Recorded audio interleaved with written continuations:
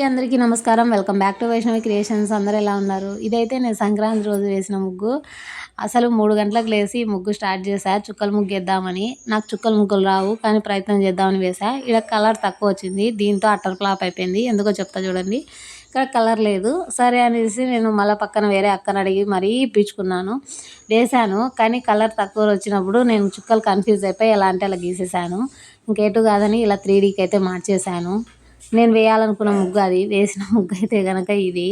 మొత్తానికైతే ఇలా వేశాను ఫైనల్గా. నేను ఇంకా నాకు ఓపిక లేదు, నడుములు నొస్తున్నాయి. నాకంటే వెనకాలేసిన వాళ్ళందరూ ముగ్గులేసేసారు. మా అక్క వాళ్ళ ఇంటికి వెళ్తూ వెళ్తూ ఈ ముగ్గులన్నీ నేను వీడియో తీసుకున్నా. ఇవి చూసిన తర్వాత నా ముగ్గు చూసి నాకు భలే బాధేసింది. అరే ఏంటి ఇలా అయిపోయింది నా ముగ్గు ఈసారి అని చాలా అంటే చాలా ఫీల్ అవుతూ వెళ్ళా.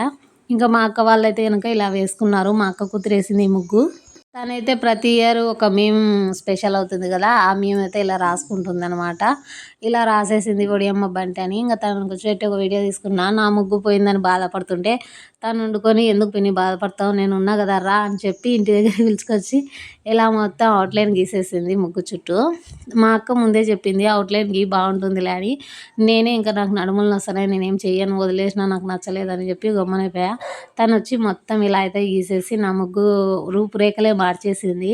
సో ఫైనల్కి అయితే కనుక ముగ్గు చాలా అంటే అందంగా తయారైపోయింది. ఇది మా అక్క కూతురే చేసింది. మీకు ఎలా అనిపించిందో కామెంట్ చేయండి, లైక్ చేయండి. Thank you, bye.